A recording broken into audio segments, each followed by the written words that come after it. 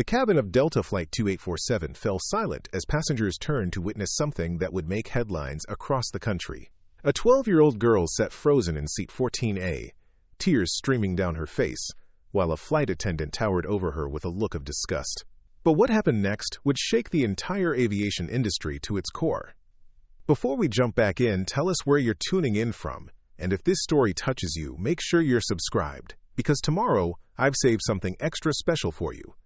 The morning sun cast long shadows across Chicago O'Hare International Airport as 12-year-old Maya Richardson adjusted her headphones and settled into the uncomfortable plastic chair at Gate B12.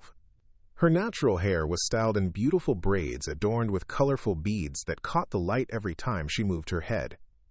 She was traveling alone for the first time, flying to see her grandmother in Miami for spring break. Maya's father, Marcus Richardson, had dropped her off at the curb with careful instructions and multiple hugs. As the CEO of Richardson Aviation Holdings, one of the largest airline consulting firms in the country, Marcus knew the ins and outs of air travel better than most. He had specifically chosen this flight and airline based on their reputation for excellent customer service. What he didn't know was that his daughter was about to encounter the kind of treatment that would fundamentally change how he viewed the industry he'd spent his career trying to improve. The boarding announcement crackled through the gate area speakers. Maya gathered her purple backpack and joined the line of passengers waiting to board Delta Flight 2847. She presented her boarding pass to the gate agent with a nervous smile. This was her first solo flight, and despite her excitement about seeing her grandmother, butterflies danced in her stomach. As Maya made her way down the jet bridge, she practiced the confidence her father had taught her.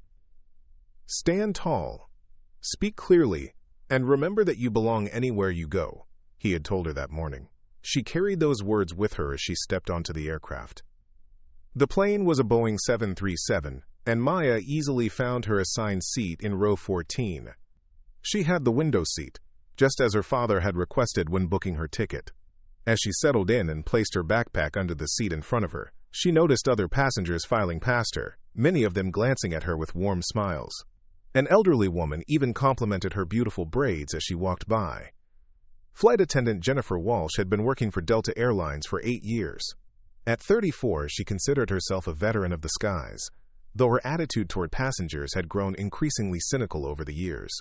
She had developed particular opinions about what she considered appropriate appearance for air travel, opinions that were entirely her own and certainly not reflective of any company policy.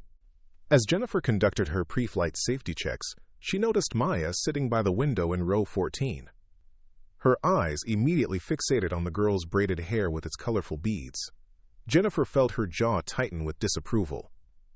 In her narrow-minded view, the hairstyle looked unprofessional and distracting, though she kept these thoughts to herself for the moment. The flight was nearly full, with 147 passengers settled into their seats. Maya had put on her headphones and was listening to music while looking out the window at the ground crew preparing the plane for departure. She was completely unaware of the hostile attention she had attracted from one particular crew member. As the final passengers boarded, Jennifer began her routine safety demonstration. She moved through the cabin with practiced efficiency, checking seat belts and ensuring that carry-on luggage was properly stored. When she reached row 14, she paused beside Maya's seat. "Excuse me," Jennifer said, her voice sharp enough to cut through Maya's music. Maya looked up and removed one earbud. "Yes, ma'am?" Jennifer's eyes were fixed on Maya's hair with unconcealed disdain. "That hairstyle is inappropriate for this flight. The beads are noisy and distracting to other passengers." Maya blinked in confusion. She looked around at the nearby passengers, none of whom seemed bothered by her appearance. In fact, the man across the aisle was reading a newspaper and paying no attention to anything else. The woman in front of her was already asleep. "I'm sorry, I don't understand," Maya said politely. "My dad helped me get ready this morning, and he said I looked beautiful." Jennifer's expression hardened. "Well, your father clearly doesn't understand airline regulations. Those beads need to be removed immediately, or you'll need to find another flight." The words hit Maya like a physical blow. She had never been spoken to with such contempt, especially not by an adult in a position of authority. Her hands instinctively moved to touch her braids, a protective gesture she'd learned from years of dealing with ignorant comments about black hair. "But these aren't just beads," Maya said, her voice becoming smaller. These braids took hours to do, and they're part of my culture. My grandmother taught me how to do them." Jennifer rolled her eyes dramatically. "I don't care about your culture or your grandmother. I care about the comfort of the other passengers and the professional atmosphere of this aircraft. Either remove those beads now, or you're getting off this plane." Several passengers in nearby rows had begun to notice the commotion. They watched in growing discomfort as they witnessed what was clearly discriminatory treatment of a young girl. Maya felt their eyes on her and wanted nothing more than to disappear into her seat. "Please," Maya whispered, tears beginning to form in her eyes. "I can't take them out. They're braided in, and it would ruin my hair. My dad will be so upset if I don't make it to Grandma's house." Jennifer showed no sympathy whatsoever. If anything, Maya's tears seemed to embolden her. "That's your problem, not mine. You should have thought about that before you decided to wear that mess on your head to an airplane." The cruel words hung in the air like poison. Maya felt her world collapsing around her. She was 12 years old, alone, and being humiliated by an adult who was supposed to ensure her safety and comfort during the flight. The other passengers could hear every word, and Maya felt the weight of their stares. "I want to call my dad," Maya said through her tears. "Your dad isn't here," Jennifer replied coldly. "I am the authority on this aircraft, and I'm telling you that your hair is unacceptable. You have 2 minutes to figure out a solution, or you're off this plane." Maya's hands shook as she reached for her phone. She knew her father would be at work, probably in an important meeting, but she didn't know what else to do. As she scrolled through her contacts with blurry vision, she could hear other passengers beginning to murmur among themselves. "This is ridiculous," she heard someone whisper behind her. "That poor little girl," another voice said softly. But Jennifer seemed immune to the growing disapproval around her. She stood with her arms crossed, tapping her foot impatiently as she waited for Maya to comply with her outrageous demand. Maya managed to compose herself enough to send a text message to her father. "Dad, the flight attendant says my hair is inappropriate and I can't fly. She's being really mean. I don't know what to do." Within seconds, her phone buzzed with a response. "What? Stay calm, sweetheart. I'm handling this right now. Don't let anyone make you feel bad about your beautiful hair." But Maya didn't feel beautiful at that moment. She felt small and ashamed and completely powerless. Jennifer continued to loom over her seat like a storm cloud, making it clear that she had no intention of backing down from her discriminatory stance. The 2 minutes Jennifer had given Maya stretched into an eternity. Other passengers were becoming increasingly agitated by what they were witnessing. Some had begun taking out their phones, though none had started recording yet. The tension in the cabin was palpable. "Time's up," Jennifer announced, loudly enough for half the plane to hear. "Make your decision. Fix your hair or get off my aircraft." Maya looked up at her with red-rimmed eyes, her voice barely above a whisper. "Please don't do this to me. I haven't done anything wrong." But Jennifer Walsh had made up her mind, and she was about to discover that her actions would have consequences far beyond anything she could have imagined. What she didn't know was that Maya's father wasn't just any concerned parent. He was someone with the power and resources to ensure that this kind of discrimination would never happen again. As Maya sat there feeling more alone than she had ever felt in her life, she had no idea that her father was already making phone calls that would change everything. The Richardson family was about to teach Jennifer Walsh and Delta Airlines a lesson they would never forget. The captain's voice came over the intercom, announcing that they were preparing for departure, but Jennifer Walsh's day was about to take a turn that would make international news and force an entire industry to confront its own biases. Marcus Richardson was in the middle of a quarterly board meeting when his phone buzzed with Maya's text message. As CEO of Richardson Aviation Holdings, he was accustomed to handling multiple crises simultaneously, but nothing had ever prepared him for the rage that surged through him as he read his daughter's words. He excused himself from the conference room, stepping into his private office overlooking downtown Chicago. His assistant, Patricia, noticed the change in his demeanor immediately. In the 15 years she had worked for Marcus, she had never seen him look so furious. "Patricia, I need you to pull up everything we have on Delta Airlines immediately," Marcus said, his voice controlled but deadly serious. "Flight manifests, executive contacts, operational reports, everything." While Patricia worked at lightning speed, Marcus called Maya back. Her tearful voice broke his heart as she whispered into the phone, trying not to let the other passengers hear her distress. "Daddy, she's standing right here staring at me. Everyone is looking. I just want to come home. Marcus felt his protective instincts kick into overdrive. Listen to me very carefully, sweetheart. You are not going to remove a single bead from your hair. You are beautiful exactly as you are, and what this woman is doing is not only wrong, it's illegal.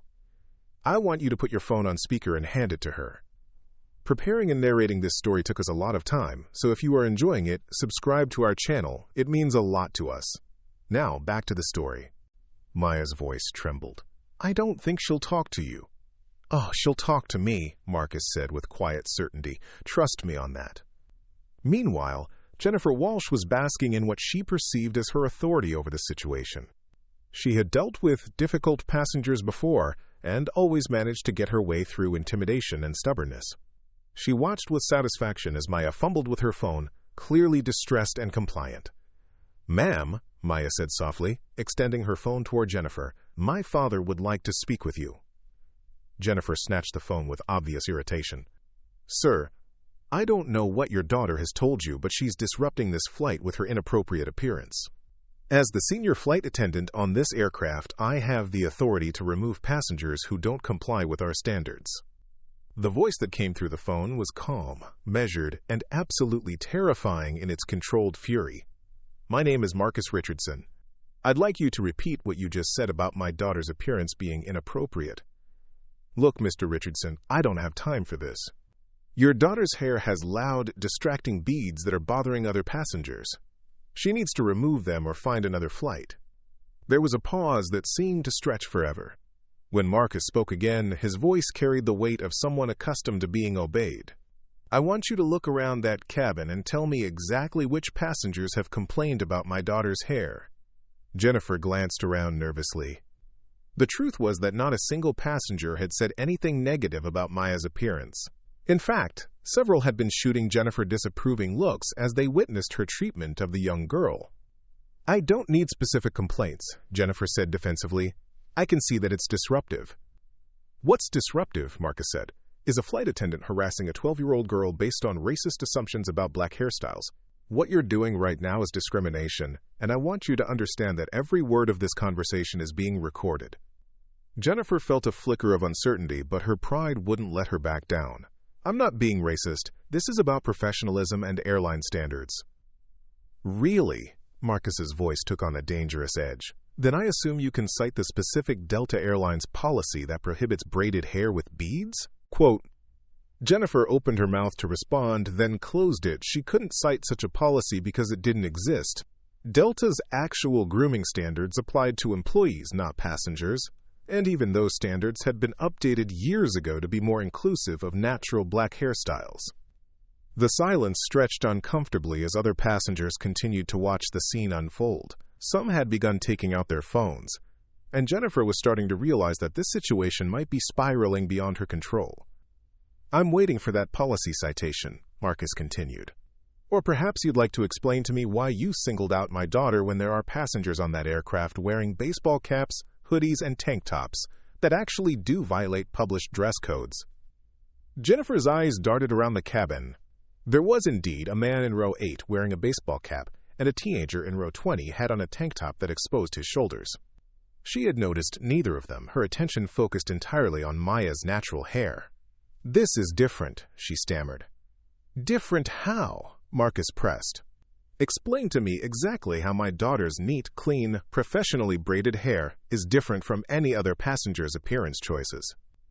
While this conversation was happening, Patricia had pulled up Delta's executive directory on Marcus's computer screen. She had also accessed flight manifests and was already composing emails to key contacts within the airline industry. As one of the most influential aviation consultants in the country, Marcus Richardson had relationships with executives at every major airline, including Delta's CEO, Robert Chen. Jennifer was becoming increasingly flustered as she realized she had no legitimate justification for her actions. The other passengers were openly staring now, and she could see several phones pointed in her direction. Sir, I'm going to have to ask you to end this call so we can prepare for departure, she said, trying to regain control of the situation. Actually, you're not going anywhere, Marcus replied. I've just sent an email to Robert Chen, Delta's CEO, along with documentation of this incident. I've also contacted the Department of Transportation's Office of Aviation Consumer Protection. This flight will not depart until this matter is resolved to my satisfaction." Jennifer felt the blood drain from her face. She had never encountered a passenger who seemed to have this level of access and authority. Most parents she dealt with were frustrated but ultimately powerless to challenge the airline's decisions. "You can't stop a flight," she said weakly. "Watch me," Marcus replied. "Patricia, are you getting through to Robert Chen's office?" Patricia's voice came through clearly on the speakerphone. "Yes, sir. I have his assistant on line 2. She's pulling him out of a meeting as we speak." The other passengers had begun to murmur among themselves as they realized they were witnessing something extraordinary. The elderly woman who had complimented Maya's braids earlier spoke up from her seat in row 12. "Young lady," she said to Jennifer, "that child has done nothing wrong. Her hair is beautiful, and you should be ashamed of yourself for making her cry." Another passenger, a middle-aged businessman, nodded his agreement. "I've been flying for 30 years and I've never seen anything like this. That little girl is dressed more appropriately than half the people on this plane." Jennifer found herself surrounded by disapproving faces and growing hostility from the very passengers she claimed to be protecting. Her supervisor, Flight Attendant Coordinator David Martinez, approached from the front of the plane after noticing the commotion. "Jennifer, what's going on here?" David asked quietly. Before Jennifer could respond, Marcus's voice cut through the speakerphone. "Mr. Martinez, I presume. This is Marcus Richardson. Your employee has been harassing my 12-year-old daughter about her natural hairstyle, claiming it violates airline policy. I'd like you to either provide documentation of this policy or remove this woman from my daughter's vicinity immediately." David's face went pale as he realized the magnitude of the situation. He was well aware that there was no policy restricting passenger hairstyles, and he could see that Maya was clearly upset and had done nothing to warrant this treatment. "Mr. Richardson, I sincerely apologize. There seems to have been a misunderstanding. Your daughter is welcome on this flight exactly as she is." "There's been no misunderstanding," Marcus replied coldly. "Your employee made discriminatory comments about my daughter's appearance based solely on her race. This is a federal civil rights violation, and I intend to pursue it to the full extent of the law." Jennifer was beginning to panic as she realized the severity of her situation. What had started as her exercising what she thought was legitimate authority had escalated into a potential career-ending incident with legal ramifications. "Patricia," Marcus continued, "are you recording this entire conversation?" "Yes, sir. I'm also transcribing it in real time and preparing it for our legal team." The captain's voice came over the intercom, but instead of announcing departure, he requested that all flight attendants report to the front of the aircraft immediately. Word had clearly reached the cockpit about the situation developing in the cabin. Maya sat in her seat, overwhelmed by the sudden turn of events. She had gone from feeling powerless and humiliated to witnessing her father orchestrate what appeared to be a complete reversal of the situation. Other passengers were now smiling at her encouragingly, and she could hear snippets of supportive comments. "Your dad sounds like he means business," the man across the aisle said kindly. Jennifer reluctantly handed the phone back to Maya, her hands shaking slightly. She had never encountered anything like this in her 8 years of flying, and she was beginning to understand that she had made a catastrophic error in judgment. As Maya held the phone to her ear, her father's voice was gentle and reassuring. "How are you doing, sweetheart?" "Better," Maya whispered. "Everyone is being nice to me now." "Good. You remember what I told you this morning about belonging anywhere you go?" "Yes, Daddy." "Well, you're about to see exactly what I meant by that." Captain Sarah Williams had been flying commercial aircraft for 22 years, and she prided herself on running a professional operation. When her first officer, Jake Thompson, informed her about the situation developing in the cabin, she immediately contacted ground control to delay their departure slot. "Tower, this is Delta 2847. We need to hold our position at the gate for an operational issue. Estimate 15-minute delay." The cockpit door opened as Flight Supervisor David Martinez approached with obvious concern etched across his face. Behind him, Jennifer Walsh looked like she was about to be sick. "Captain Williams, we have a serious situation," David began. "One of our flight attendants there's been an incident with a passenger." Sarah turned in her seat to face them directly. "What kind of incident?" David glanced nervously at Jennifer before continuing. "Ms., Walsh here told a 12-year-old passenger that her braided hairstyle was inappropriate for the flight and demanded she remove the beads or get off the plane. The captain's expression hardened immediately. "Please tell me you're joking." Jennifer finally spoke up, her voice defensive but shaky. "The beads were noisy and distracting. I was just trying to maintain a professional environment." "Ms. Walsh," Captain Williams said slowly, "are you familiar with our company's anti-discrimination policies? Are you aware that what you've just described could constitute a federal civil rights violation?" Before Jennifer could respond, David continued with the most troubling part of the story. "Captain, the girl's father is on the phone right now. He claims to be Marcus Richardson." Sarah's eyes widened. Every pilot in the commercial aviation industry knew that name. Marcus Richardson wasn't just any aviation executive. His company, Richardson Aviation Holdings, consulted with airlines on everything from safety protocols to operational efficiency. His recommendations could make or break careers and influence industry-wide policy changes. "Are we certain it's actually him?" Sarah asked. "He had his assistant conference in Robert Chen's office while I was standing there," David replied grimly. "It's him."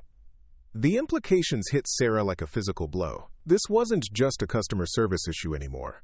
This was a potential industry scandal involving one of the most influential figures in aviation consulting with a company that Delta regularly contracted for strategic advice.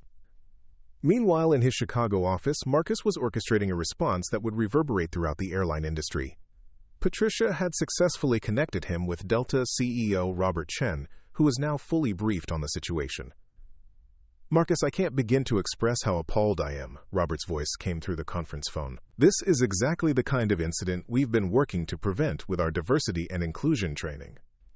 "Robert, with all due respect, training doesn't matter if your employees feel empowered to harass children based on their natural hair," Marcus replied. "My daughter is sitting on that aircraft right now, humiliated in front of 150 passengers, because one of your flight attendants decided her black hair was somehow inappropriate. I understand your anger, and it's completely justified. I'm personally overseeing the resolution of this situation. The employee in question will face immediate disciplinary action." Marcus's voice remained cold and professional. "Disciplinary action isn't enough, Robert. This is a systemic issue that requires systemic solutions. I'm pulling Richardson Aviation Holdings from all current consulting contracts with Delta, effective immediately. That's $12.8 million in annual business that you just lost." The silence on the other end of the line was deafening. Robert Chen knew that losing Richardson Aviation Holdings as a consultant would be a significant blow, but more importantly, it would send shockwaves throughout the industry. Other companies would ask questions, and the story would inevitably become public.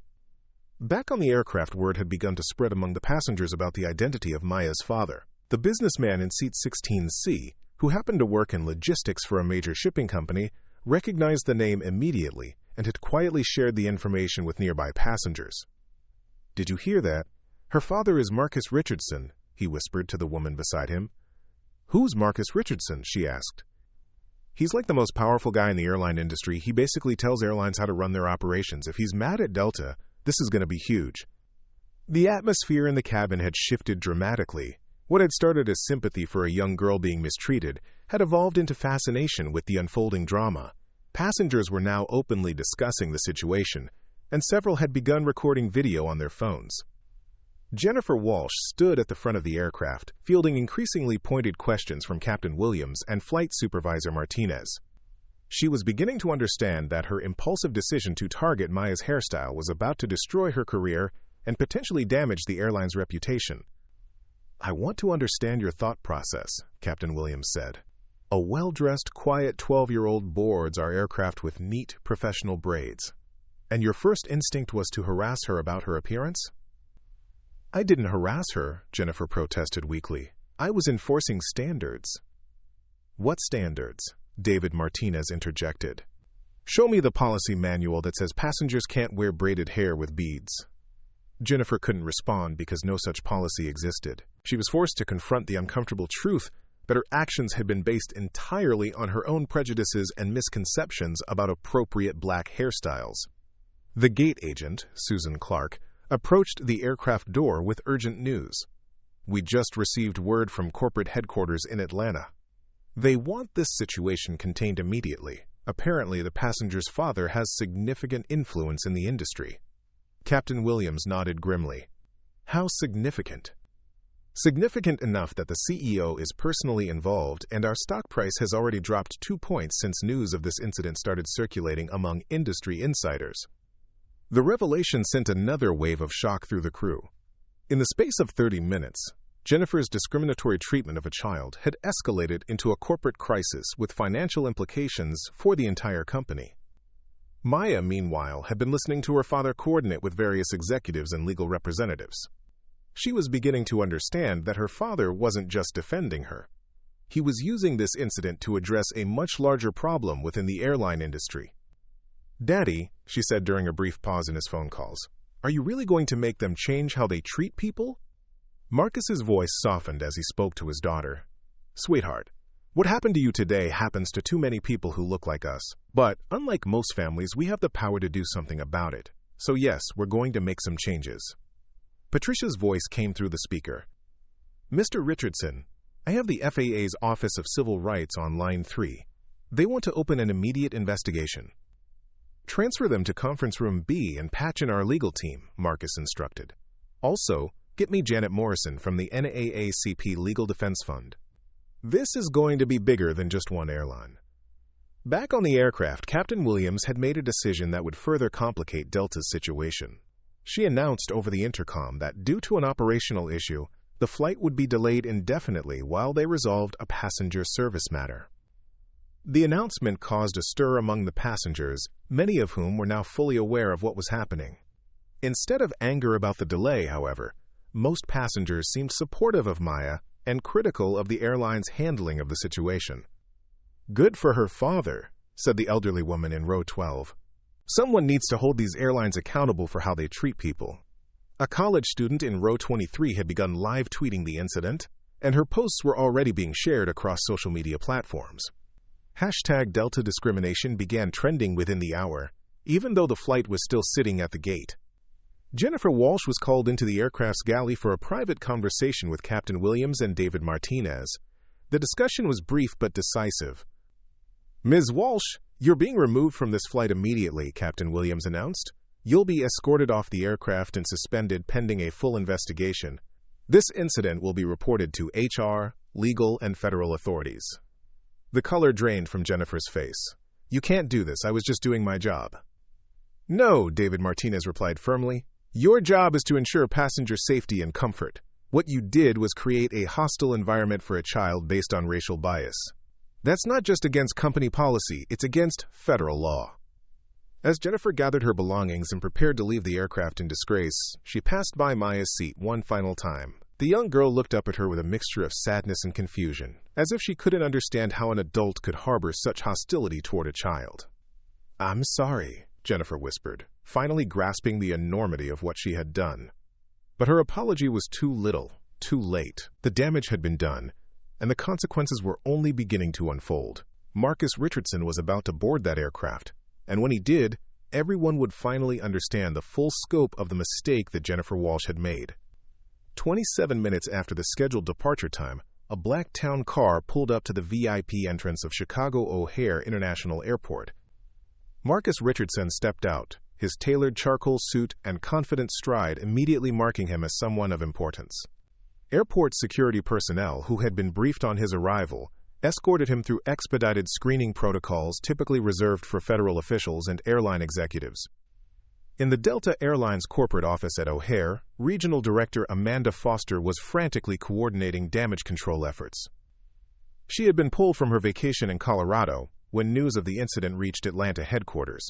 The situation had escalated beyond anything in her 15-year career with the airline.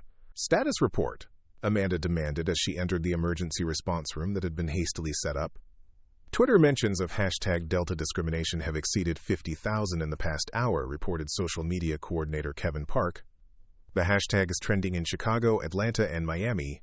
Several news outlets are already calling for comment. Public Relations Director Michelle Santos looked up from her laptop with concern. CNN just posted a breaking news alert about discrimination on a Delta flight. They don't have details yet, but they're actively investigating. Amanda felt a migraine forming. What about Richardson? Has anyone made contact?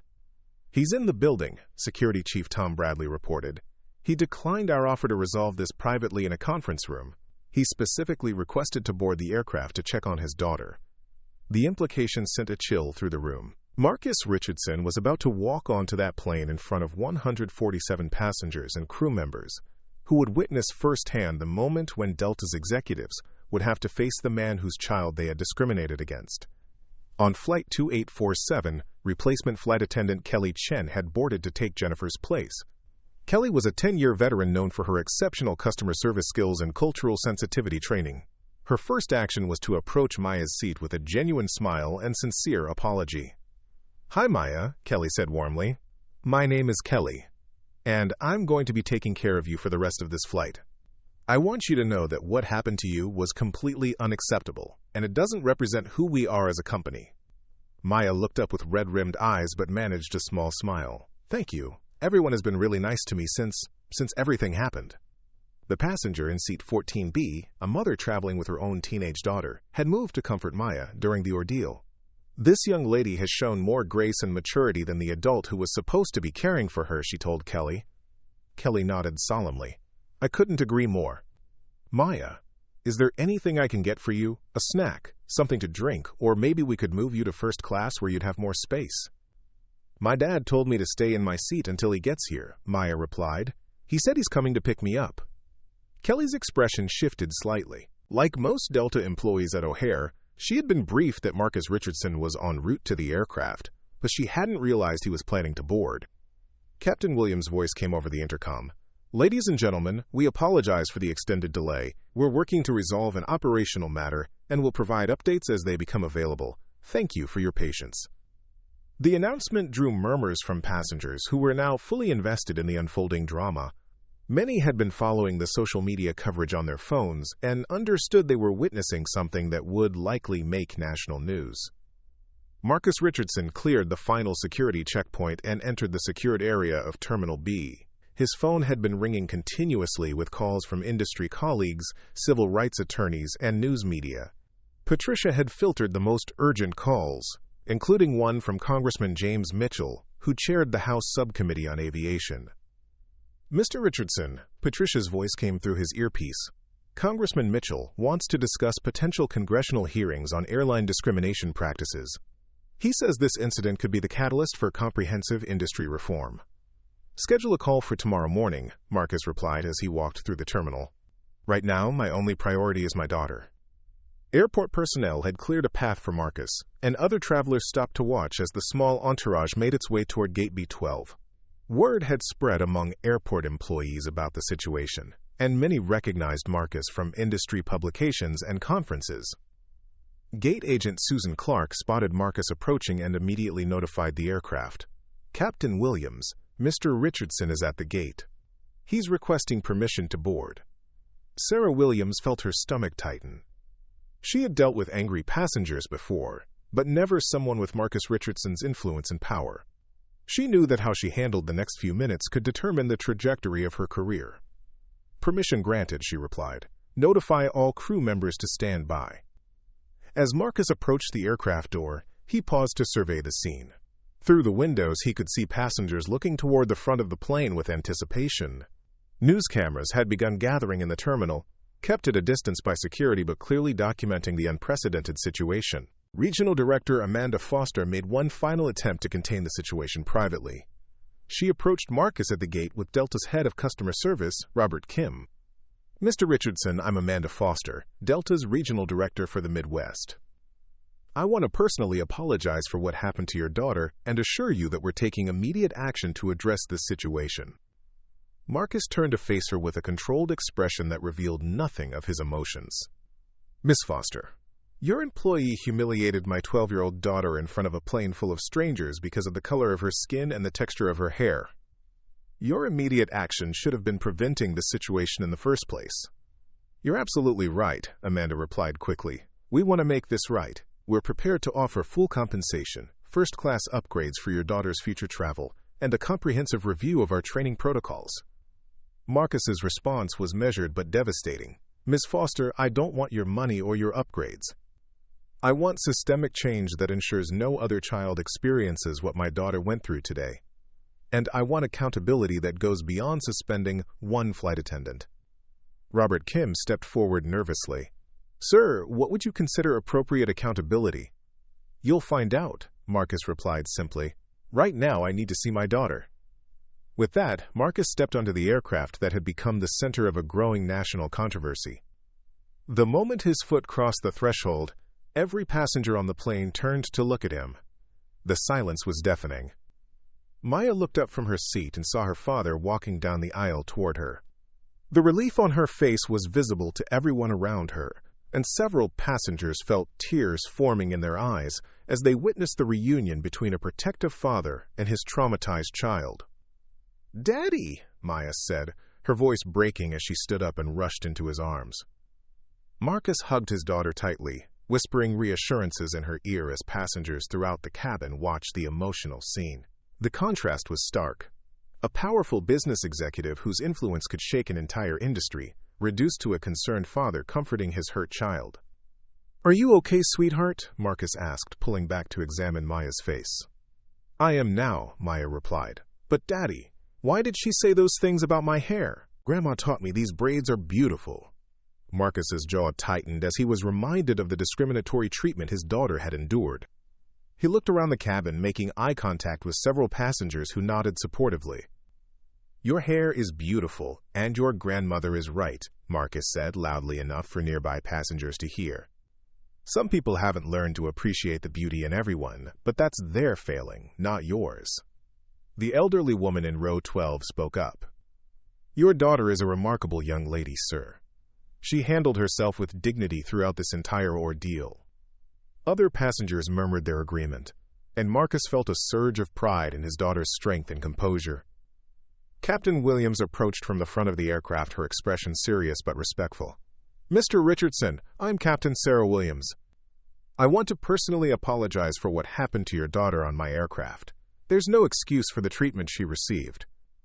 Marcus studied the captain's face, recognizing genuine remorse and professionalism. "Captain Williams, I appreciate your apology, but I need you to understand that this isn't just about one flight attendant having a bad day. This is about institutional biases that your company hasn't adequately addressed." "I understand, sir, and I want you to know that this incident has already triggered a comprehensive review of our policies and training procedures." Marcus nodded, but his expression remained stern. "Good. Because what happens next is going to determine whether Delta Airlines continues to exist as a viable company in the competitive aviation market." The words sent a chill through the cabin. Passengers began to understand that they weren't just witnessing a customer service dispute. They were present for a moment that could reshape the entire airline industry. Marcus Richardson remained standing in the aisle of Flight 2847, his presence commanding the attention of every person on the aircraft. What happened next would be remembered by the passengers for the rest of their lives and would fundamentally alter how the aviation industry approached discrimination. "Ladies and gentlemen," Marcus began, his voice carrying clearly throughout the cabin, "I apologize for the delay to your travel plans.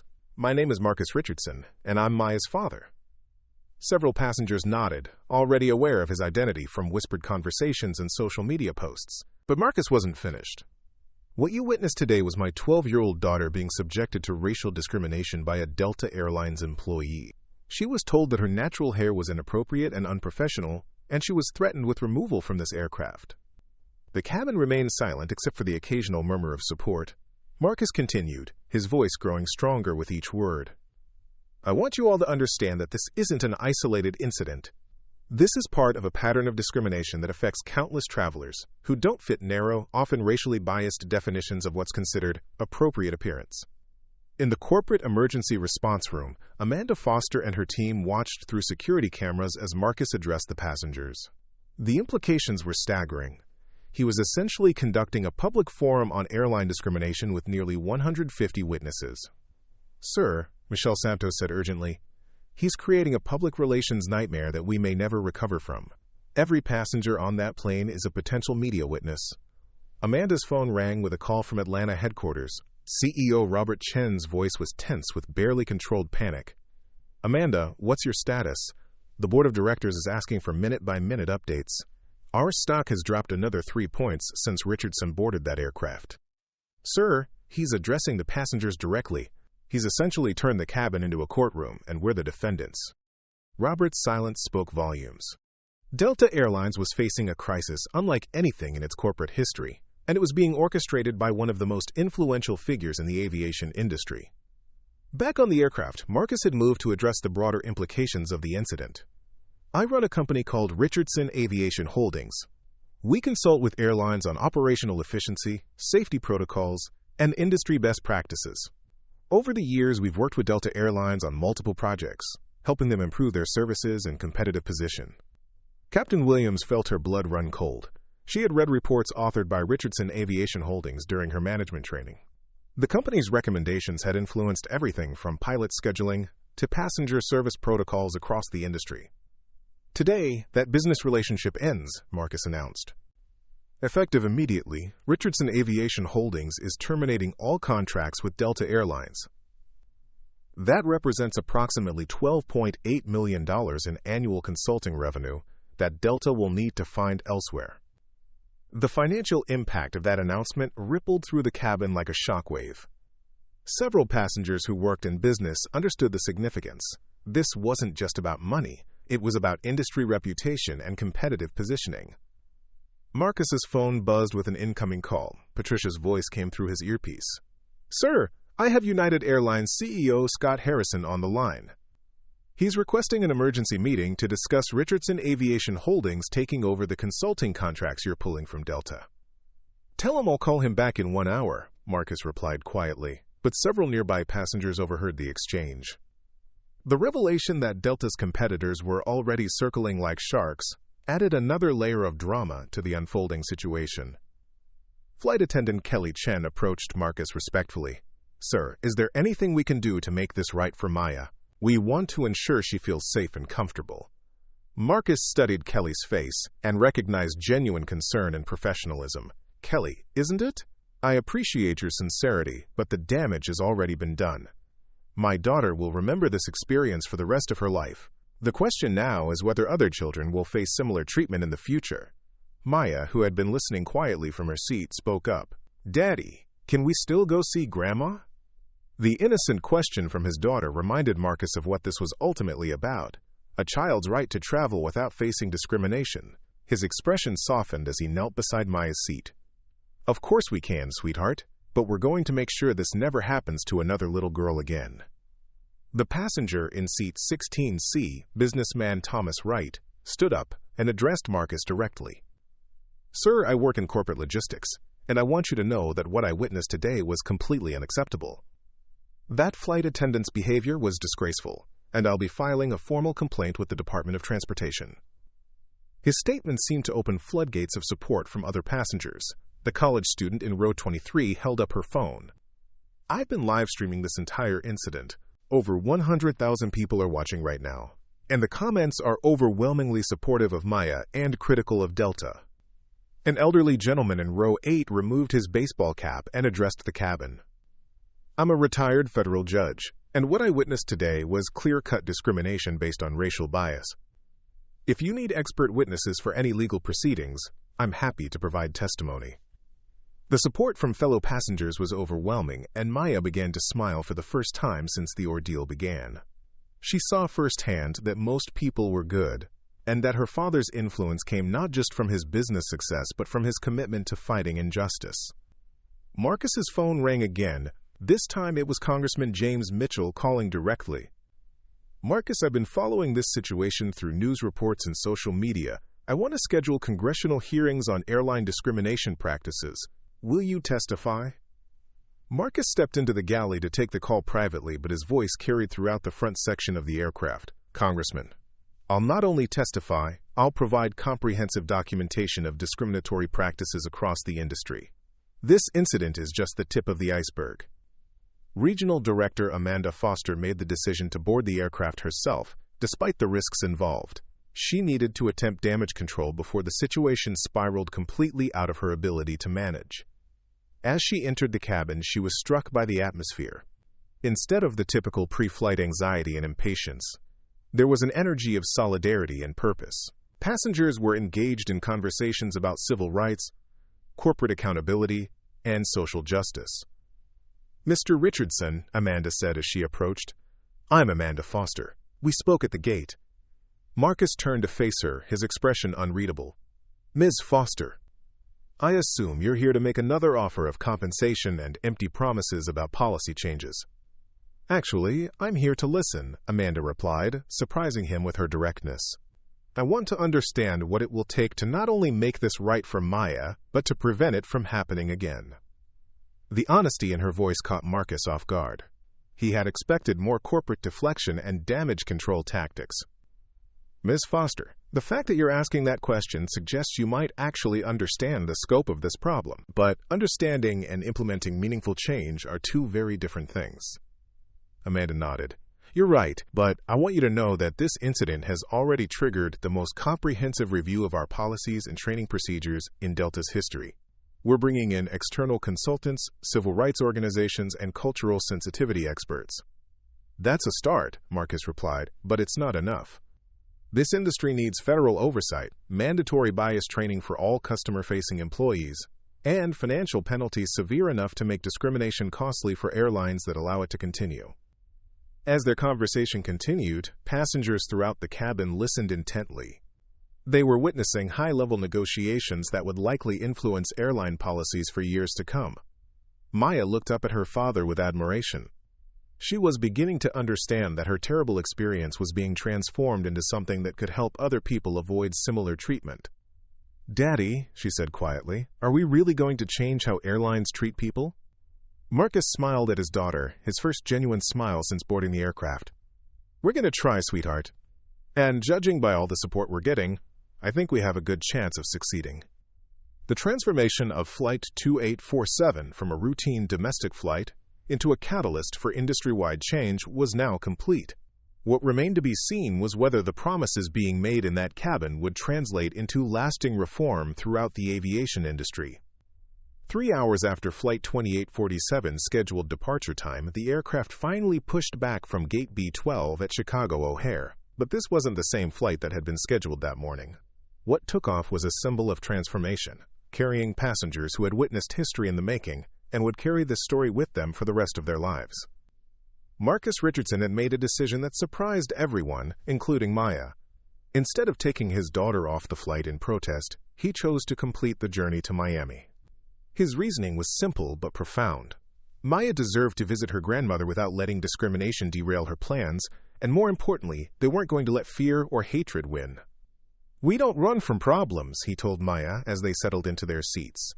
The same seats where the ordeal had begun. "We face them head-on and make sure they don't happen to other people. That's what your grandmother taught me, and that's what I'm teaching you." Maya nodded, her small hand reaching up to touch one of the beads in her braids. These same beads that had caused such controversy now felt like badges of honor, symbols of her identity that she would never again allow anyone to shame her for wearing. The passengers who remained on board, only 3 had chosen to take later flights, were now part of something unprecedented. They had become witnesses to corporate accountability in real time, and many understood they would be sharing this story for years to come. The atmosphere in the cabin was unlike anything the crew had ever experienced. Instead of the typical pre-flight tension and impatience, there was an energy of solidarity and shared purpose. Captain Williams made an announcement that would be recorded and shared across social media platforms within hours of landing. "Ladies and gentlemen, today we experienced something that none of us will ever forget. We witnessed injustice, but we also witnessed the power of standing up for what's right. This flight will arrive in Miami not just as transportation, but as a testament to the fact that discrimination has no place in our skies or anywhere else." The applause that followed was spontaneous and heartfelt, lasting nearly 2 minutes. Maya looked around at the faces of passengers who had become her advocates, and for the first time since the morning she felt genuinely proud of who she was and where she came from. The businessman in row 16C gave her a thumbs up. The elderly woman who had complimented her braids earlier blew her a kiss. Even the teenager who had been live-streaming the incident smiled and waved. During the flight, Marcus continued to conduct business that would reshape the aviation industry. Patricia had arranged conference calls with executives from American Airlines, United, Southwest, and JetBlue. Word of Delta's loss had spread through industry networks faster than wildfire, and competing airlines were eager to secure Richardson Aviation Holdings' expertise and the prestige that came with Marcus's endorsement.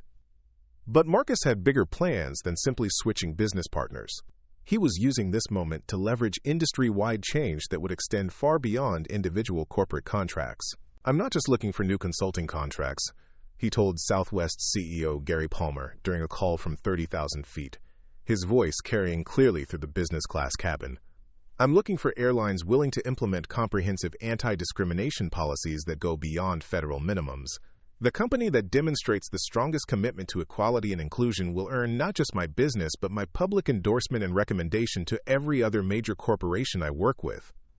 The implications were staggering. Marcus Richardson's public endorsement could influence consumer behavior, investor confidence, and industry partnerships worth hundreds of millions of dollars. Airlines began scrambling to develop the most progressive anti-discrimination policies in their corporate histories, with legal teams working around the clock to draft new protocols. Meanwhile, the story was exploding across traditional and social media platforms with unprecedented velocity. Hashtag Delta Discrimination had been joined by hashtag MayaStrong and hashtag Aviation Accountability, creating a perfect storm of viral content that was reshaping public discourse about corporate responsibility and civil rights. The college student who had live-streamed the incident, Jessica Torres from Northwestern University, had gained 50,000 new followers in 6 hours and was being interviewed by major news networks. Her raw, unfiltered footage of the confrontation had been viewed over 2 million times and was being analyzed by legal experts, civil rights advocates, and corporate crisis management specialists. "I never expected this to blow up like it did," Jessica told CNN's Anderson Cooper during a live remote interview from Miami International Airport. "I just knew that what I was seeing was wrong, and I wanted people to understand what this little girl was going through. She showed more dignity and strength than most adults I know." CNN's aviation correspondent Michael Hayes was already preparing a special report on discrimination in the airline industry. He had obtained exclusive interviews with passengers from Flight 2847 and was working on a comprehensive investigation into similar incidents across multiple airlines, uncovering a disturbing pattern of discriminatory behavior that had been largely ignored by corporate leadership. "This isn't just about one flight attendant or one airline," Hayes reported during the evening newscast, his investigation revealing shocking statistics. "Our research has uncovered 247 documented incidents over the past 3 years involving passengers being discriminated against based on their appearance, particularly natural black hairstyles, religious clothing, and other cultural expressions. Most of these incidents were handled quietly with financial settlements and non-disclosure agreements." The federal response was swift and decisive, reflecting the political pressure generated by the widespread public outrage. The Department of Transportation announced within 48 hours that it was launching the most comprehensive investigation into discriminatory practices across the airline industry in the agency's history. Transportation Secretary Maria Gonzalez held a press conference to announce the formation of a special task force. "The treatment of Maya Richardson represents a fundamental failure of corporate responsibility and human decency," she stated firmly. "We will not tolerate discrimination in any form within the transportation systems that serve the American people." The FAA issued emergency guidance requiring all airlines to immediately review their training protocols and implement specific anti-bias measures within 30 days or face federal sanctions.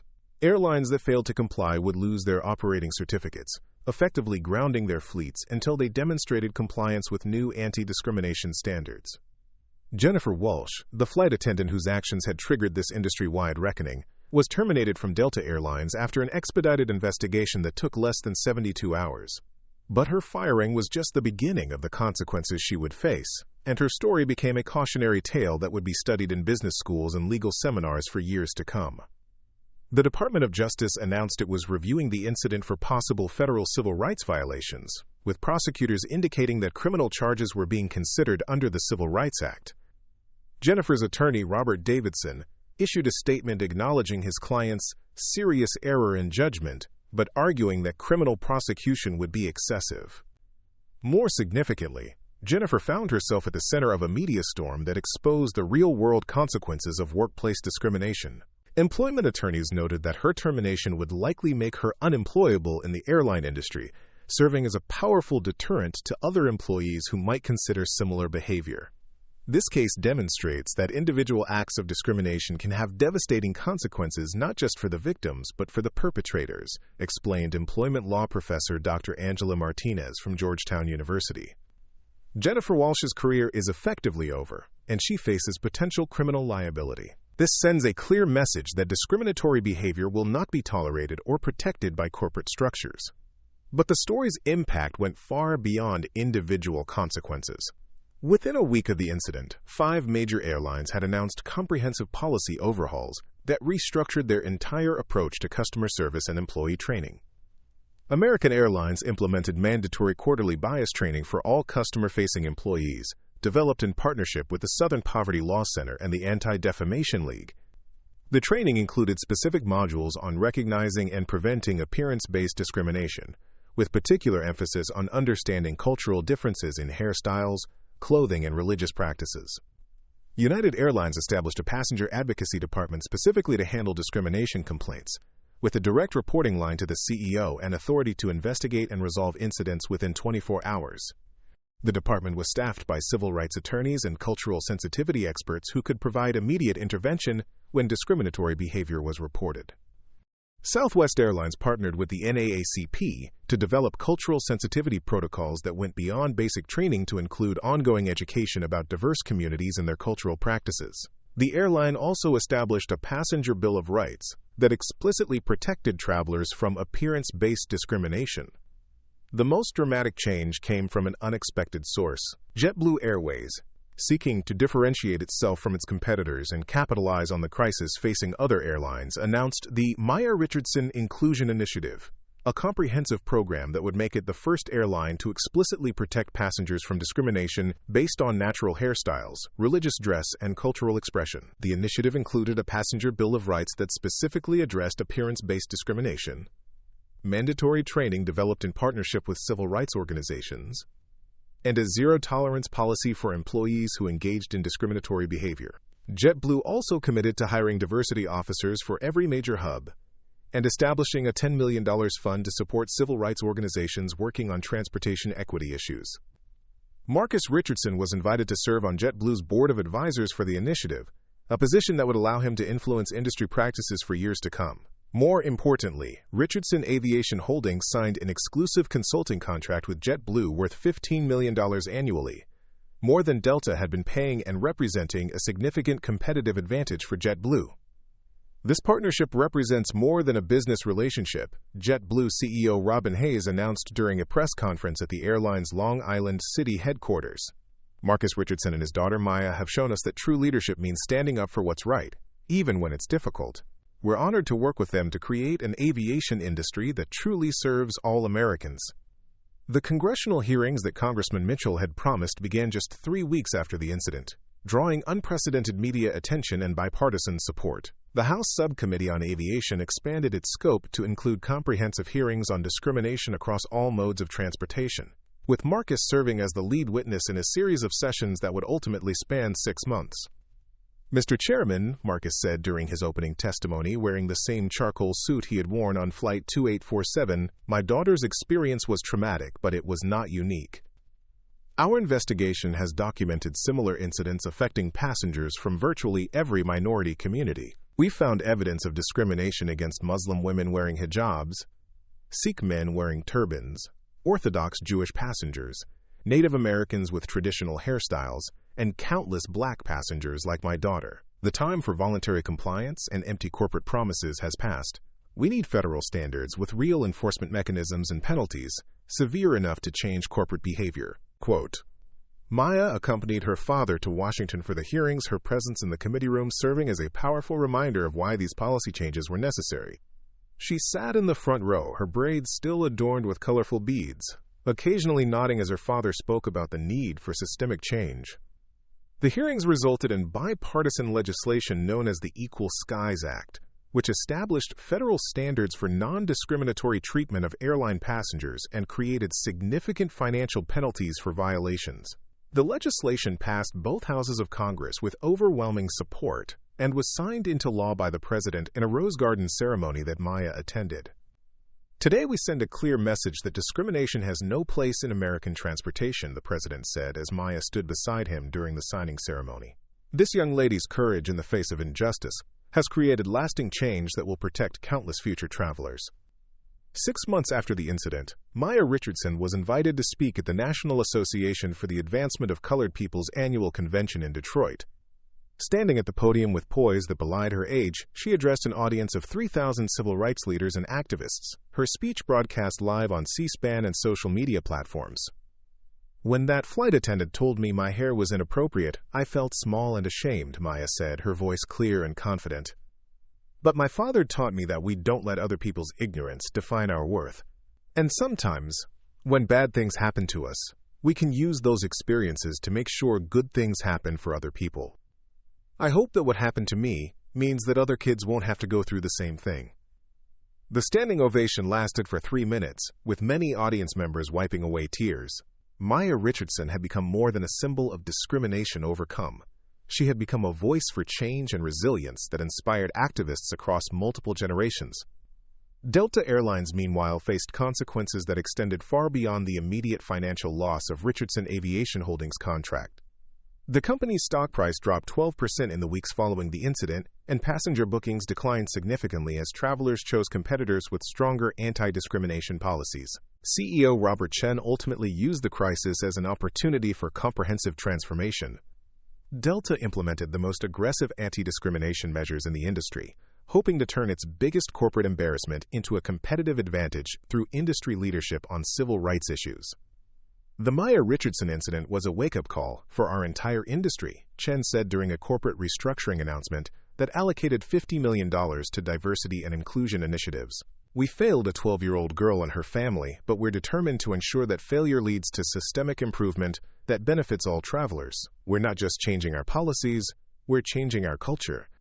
Jennifer Walsh's termination became a case study in employment law schools across the country, with professors using her story to illustrate the legal and professional consequences of workplace discrimination. Her actions demonstrated how individual bias could trigger corporate crises, with far-reaching consequences affecting stock prices, consumer confidence, and competitive positioning. More importantly, her story served as a cautionary tale about the professional and personal costs of discrimination in an era of social media and immediate accountability. Jennifer's discriminatory behavior had been witnessed by 147 passengers, recorded by multiple people, and broadcast to millions of viewers within hours of occurrence. The Jennifer Walsh case represents a fundamental shift in how discrimination is documented and punished, explained legal scholar Dr. Patricia Williams from Columbia Law School. In the past, incidents like this might have been handled quietly with private settlements. But in the age of smartphones and social media, discriminatory behavior becomes public record instantly, creating immediate consequences that extend far beyond traditional legal remedies. 1 year after the incident, Flight 2847's route from Chicago to Miami had become something of a pilgrimage for civil rights advocates and curious travelers. Passengers would specifically book that flight number to commemorate the day when a young girl's courage and her father's influence changed an entire industry. Delta eventually retired the flight number 2847 and renamed the route the Maya Richardson Freedom Flight, donating a portion of ticket sales to civil rights organizations. The aircraft that had been used for the original flight was retrofitted with a plaque commemorating the incident and the positive changes it had created. Maya continued to fly regularly, visiting her grandmother in Miami and traveling with her father on business trips around the world. She never forgot the lesson she learned that day, that standing up to injustice requires courage, but it also requires community support and systemic change to create lasting impact. The colorful beads in her braids became a symbol of resistance and pride that transcended the aviation industry. Other young black girls began wearing similar styles at schools, summer camps, and family events, often accompanied by their parents' explanations about Maya Richardson and the importance of cultural pride and standing up to discrimination. Marcus Richardson's influence in the aviation industry grew exponentially following the incident, but his impact extended far beyond transportation. His consulting firm expanded into civil rights compliance and diversity training across multiple industries, making him one of the most sought-after experts in corporate anti-discrimination practices. "Success without purpose is just wealth accumulation," Marcus said during a Harvard Business School commencement address that was attended by Maya and viewed by millions online. True success means using your resources and influence to create opportunities and protections for people who don't have those advantages. My daughter taught me that sometimes our greatest victories come from our most difficult moments.